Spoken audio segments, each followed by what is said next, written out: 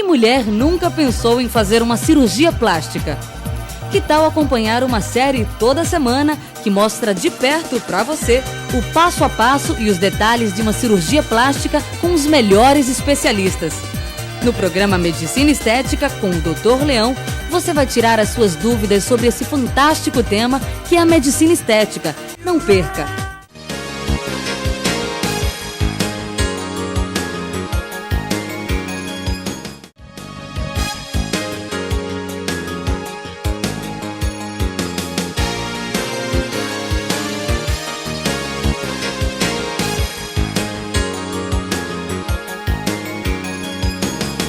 Nossa convidada hoje é a doutora Ana Catarina Delgado, oftalmologista, que vai falar conosco sobre transplante de córnea e sobre catarata.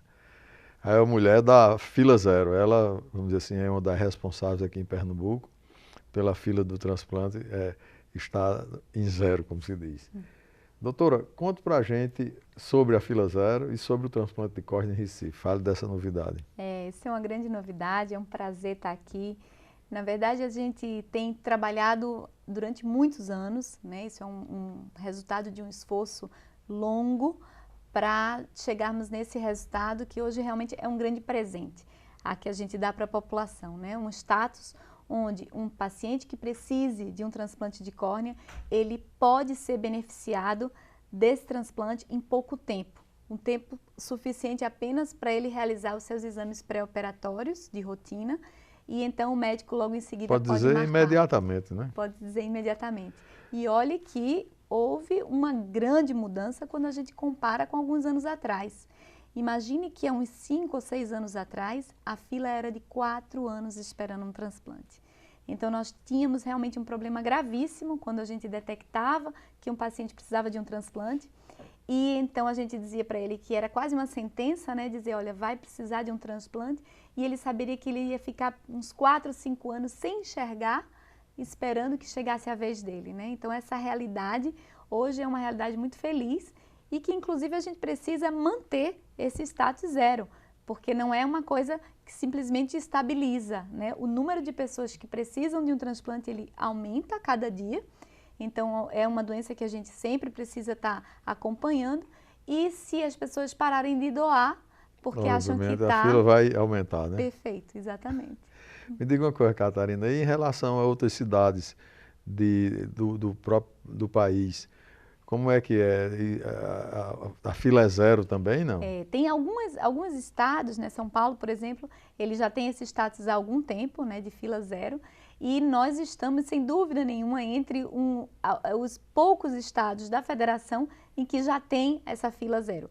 Alguns outros ainda estão bem distantes disso e outros estão mais próximos, né? Mas realmente para Pernambuco foi uma grande novidade. Essa fila é só estadual ou é, vamos dizer assim, no país inteiro? Por exemplo, um paciente na Paraíba precisa ir lá, não tem, aqui pode ceder uma córnea para lá, não? Pode. A gente pode da seguinte forma, as inscrições elas são estaduais, apesar de que uma pessoa ela não pode se inscrever em um estado e em outro, porque o nível central é o Ministério da Saúde.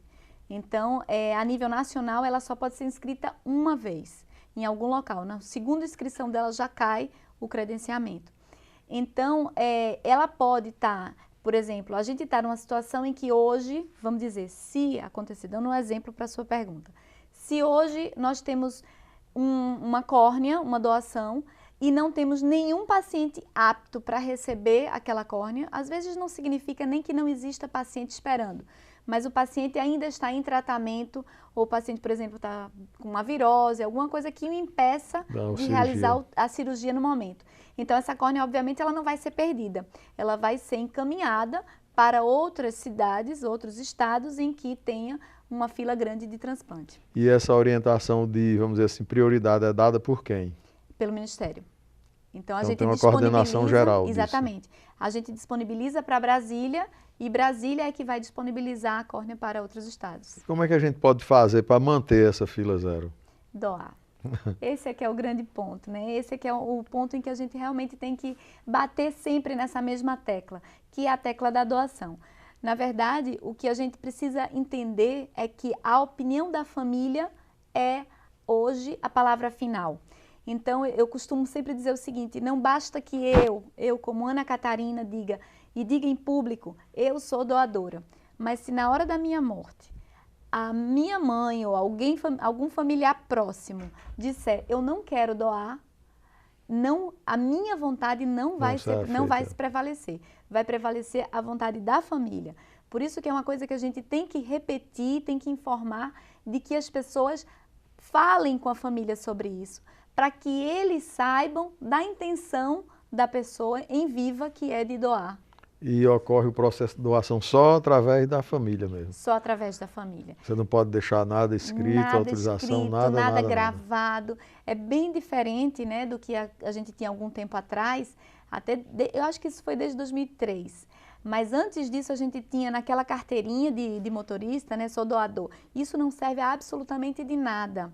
Então eu posso deixar testemunho por escrito, autenticado em cartório, não adianta. O que vai adiantar realmente é a opinião da família. E nada mais. E nada mais.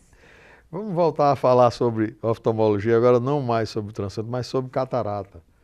Como é essa doença e como é que se desenvolve? A catarata é uma coisa bem interessante. Na verdade, há um mito muito grande em que as pessoas pensam, eu não vou ter catarata. Todo mundo vai ter catarata, basta viver. Então, é como cabelo branco. Tem pessoas que vai ter mais cedo, tem pessoas que demoram mais para ter, mas o fato do envelhecimento do corpo humano, né, a degeneração que acontece ao longo dos anos, vai acontecer também nos olhos e vai determinar a catarata, que nada mais é do que um embaçamento na visão. Então, uma pessoa que durante a vida conseguia ver com ou sem os óculos, né, porque às vezes a pessoa diz assim, eu não via, mas eu colocando os óculos eu vejo. Pois essa pessoa, mesmo com os seus óculos, ela não vai mais ver com a nitidez que ela via antes. É o primeiro indício, é o primeiro ponto em que a gente começa a desconfiar dessa doença, que na verdade é a causa mais reversível de baixa de visão, né? Porque o tratamento é muito simples, o tratamento é cirúrgico, não existe colírio. Inclusive, isso é importante dizer, porque às vezes a pessoa diz, me dê um colíriozinho para melhorar. A catarata. Né? Não existe colírio, o tratamento é cirúrgico. E quando eu falo simples, não quero banalizar, porque também existe isso, sabe? As pessoas às vezes dizem assim, mas é uma bobagem. Claro, como qualquer cirurgia, ela tem riscos, né? E a gente sabe disso. A gente, na hora que pesa e decide por uma cirurgia, a gente sabe que a gente está assumindo alguns riscos, que obviamente são minimizados, porque hoje a gente tem uma tecnologia muito grande envolvendo esse processo. Então, hoje a gente faz a cirurgia com muito mais segurança do que a gente fazia alguns anos atrás, mas que não deixa de ser um procedimento cirúrgico, né? Quais seriam as novidades assim dentro do processo cirúrgico da catarata? Olha, são muitas novidades. Isso é uma coisa também boa para se comemorar. Nós temos assim, dentro da oftalmologia de uma forma geral, um avanço muito grande a cada ano. Então, é importante mesmo que o médico ele esteja se atualizando em congressos, né, participando de eventos científicos, porque uma verdade para nós, por exemplo, há 3, 4 anos atrás, hoje já pode não existir. Completamente diferente. Completamente diferente. Então, as páginas vão se passando com muita rapidez. Vão passando. E é impressionante como a gente consegue acompanhar esse avanço e ver, meu Deus, há alguns anos atrás isso era impossível. A gente não conseguia nem imaginar uma situação dessa. Hoje nós temos um armamento tecnológico que nos dá muito mais segurança, né, para a gente definir o melhor tratamento para o nosso paciente e nos dá uma sensação assim de mais capacidade diante de alguns problemas. Isso seria principalmente em relação ao quê? As incisões, as lentes, o que especificando? Tudo isso, tudo isso. A gente teve um desenvolvimento enorme do ponto de vista de lentes intraoculares, sem dúvida nenhuma. E isso tem evoluído. Imagine que antigamente, vamos falar de antigamente, 20 anos antigamente é ontem, não é nada, né? É nada. E há 20 anos a gente não tinha lentes para serem colocadas dentro do olho. Talvez um pouco mais. O que acontece? Hoje a gente pode colocar lentes que não só vão reduzir o grau que a pessoa precisa, mas que vão dar àquela pessoa a capacidade de ver bem de longe e de perto, que são as lentes multifocais. Lentes que protegem da claridade, então a iluminação, a radiação do UVA e UVB, dos raios ultravioletas. Lentes que corrigem o astigmatismo E mais... Funciona como o próprio olho, né? Como o próprio olho. Cada vez, esse é o grande objetivo, né? É simular a maravilha que é a anatomia do olho humano. A fisiologia, né? A função do olho humano que vai se deteriorando e a nossa luta constante de diminuir esses Então vai chegar efeitos. uma hora que você vai só nuclear e botar um olho novo e pronto. E eu vou virar e dizer assim, antigamente o pessoal dizia que era difícil. Que era isso. difícil, né? Só mais 20 anos pela frente. É. A pesquisa de célula-tronco tem alguma coisa que evite usar essas lentes, faça com que a própria natureza, o olho, se mantenha sem necessidade de intervenção nenhuma? Então, isso ainda está bem distante, né? Pelo menos até onde a gente acompanha com essa novidade. Mas uma coisa interessante, inclusive, é a questão da incisão. A gente imaginar que há alguns anos a gente tinha incisões, quer dizer, abertura para a cirurgia de 180 graus, ou seja, quase metade do olho, né? A gente tinha que abrir, levantar, tirar o cristalino, ele vinha inteiro, e depois a gente tinha que suturar, né? Dar todos os pontos na córnea. Isso era um processo assim, enorme, e às vezes sem anestesia, né? Porque ainda não tinha nem desenvolvida ao ponto que hoje a gente faz. E hoje a gente faz essas incisões com 2,2 milímetros, 1,8 milímetros, são incisões tão pequenas Não necessita nem ponto, que né? elas não precisam de ponto. Elas são autosselantes, elas fecham A própria sozinha. fibrina já cola, né? Já cola. Então é um avanço muito grande, né? Em todas as áreas Com relação à lente de contato, existem lentes para todos os olhos? existem. É outro avanço, é a lente de contato. Nós hoje dificilmente, mas muito dificilmente, nós podemos chegar para um paciente que nos visita no consultório para dizer, olha, seu caso não dá para botar uma lente de contato. É muito difícil isso.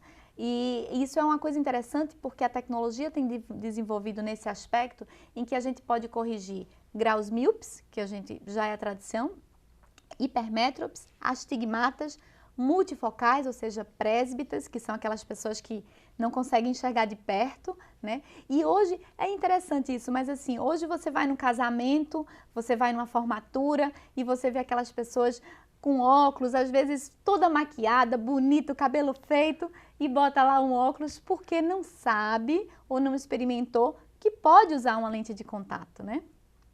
É importante isso, né? É bom. Mas às vezes o óculos dá uma certa distinção também, dá um charme, né? Sem Já dúvida dizia a nenhuma. propaganda, né? Me diga uma coisa, Ana, se algum dos nossos telespectadores quiser entrar em contato com você para uma consulta ou para um bate-papo diferente desse aqui a respeito de algum tipo de lente ou de cirurgia mesmo, o que é que deve fazer? Olha, eu vou dar o meu telefone, que eu trabalho na clínica Oftalmo Zona Sul. O número de lá é 2102-0999 e vai ser um prazer. Nós do programa Medicina Estética agradecemos a sua participação e você em casa, não saia daí. Logo mais estaremos de volta com Medicina Estética para você.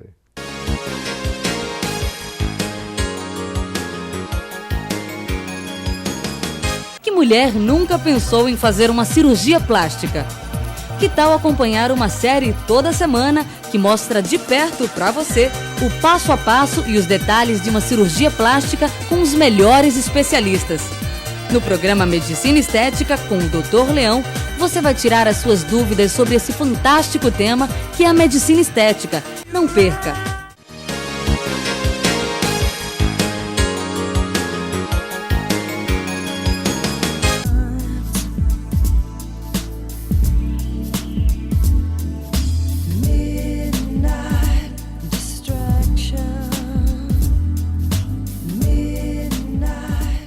Dona Tereza Cristina, então a senhora foi a escolhida pelo programa. E qual é seu sonho?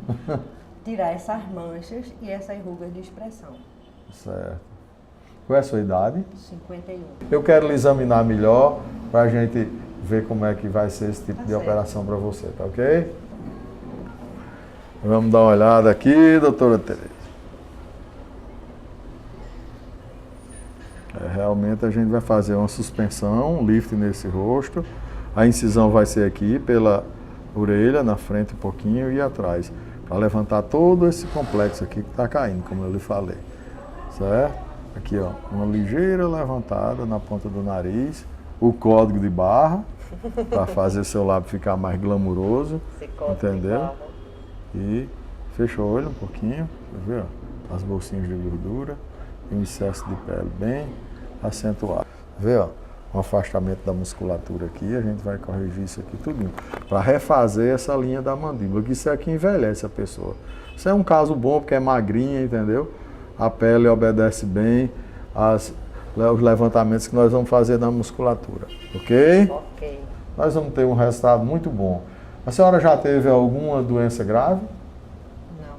Não. Não. Que eu saiba, não. Tem problema de pressão? Não, a minha pressão é assim, 11 por 7. Ah, então é ótimo. 12 A glicose por 7. normal? Que eu saiba, eu nunca Certo. tive problema de taxa, não.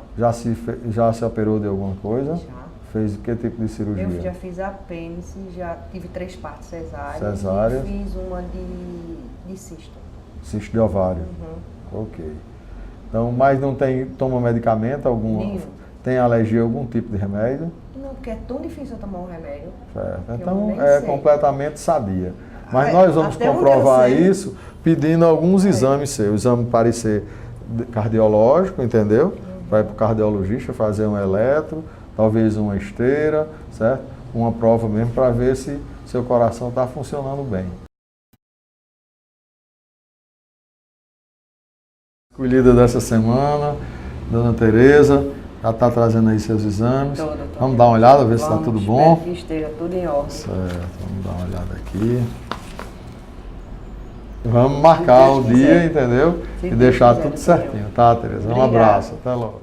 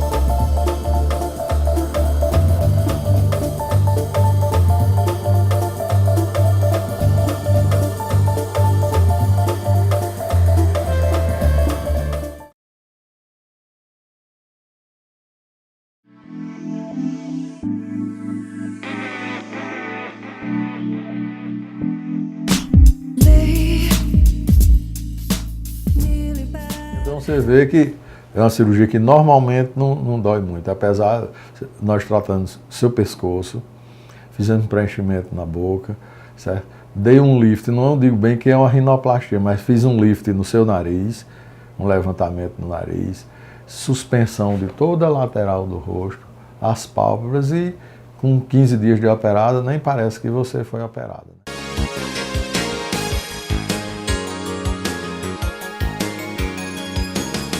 Que mulher nunca pensou em fazer uma cirurgia plástica?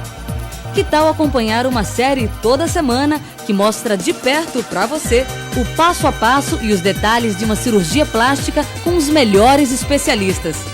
No programa Medicina Estética com o Dr. Leão, você vai tirar as suas dúvidas sobre esse fantástico tema que é a medicina estética. Não perca!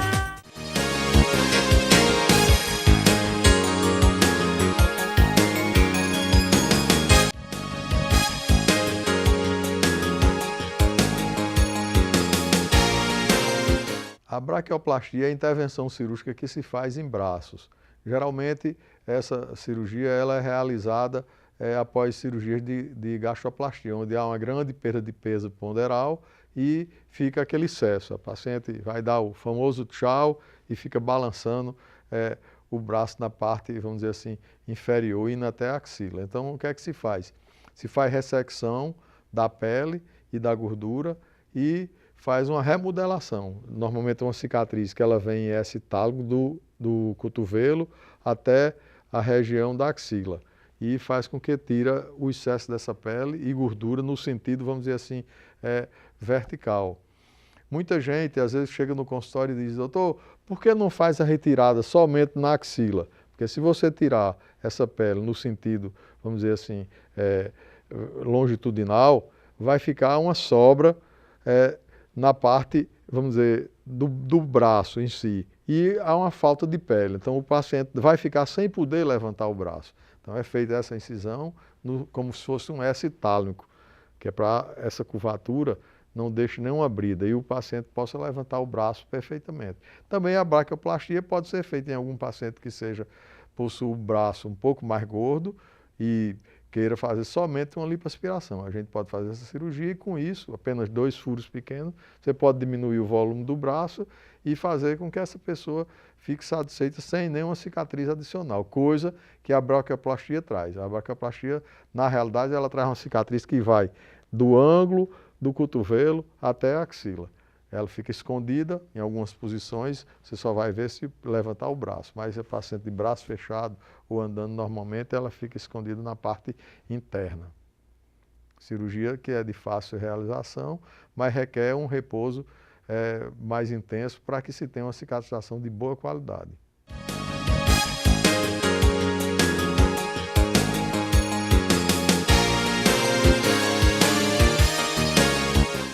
Jaqueline, normalmente após qualquer cirurgia, as cicatrizes ficam evidentes, porque ela passa por um período onde há, vamos dizer assim, a absorção de todos os elementos que ficam no espaço intersticial, ou seja, entre o espaço dos tecidos, onde há o processo de cicatrização. E o organismo reage para absorver aquilo, todos aqueles fios que são colocados, algumas áreas que são queimadas com bisturi elétrico, isso requer um tempo para que o organismo, vamos dizer assim, recolha toda essa sujeira que ficou na linha cicatricial e determina uma reação que leva a cicatriz a um avermelhamento.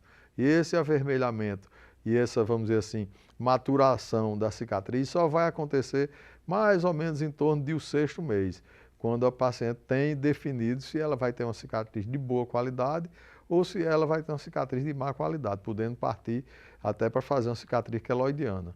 Mas aí já não seria, vamos dizer assim, um problema da cirurgia em si, mas do paciente. O paciente não tem uma boa qualidade de cicatrização. E quando é nessa área da cirurgia braquial, aí fica bastante evidente.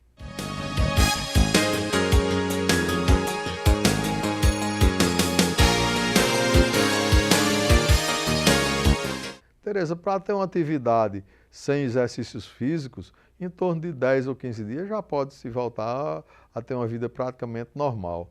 Ou seja, sentar, escrever, entendeu? Se alimentar. Agora, se você partir para fazer um exercício numa academia, ou então enfrentar o trânsito dirigindo, aí esse repouso ele vai para mais tempo, em torno de 60 a 90 dias.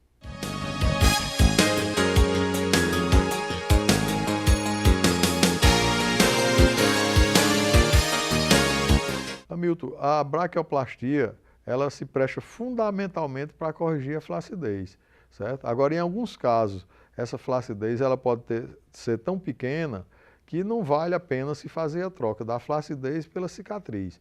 Mas o princípio básico da braquioplastia é corrigir a flacidez, que é determinada pelas grandes perdas de peso ou até mesmo por um paciente que tem o braço mais gordo e fez uma lipoaspiração e depois dessa lipoaspiração ficou com uma sobra de pele bastante evidente.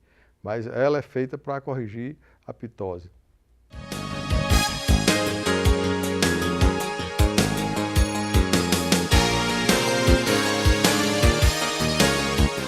Renata, não existe assim nenhum limite. O limite, vamos dizer assim, seria a vontade do paciente.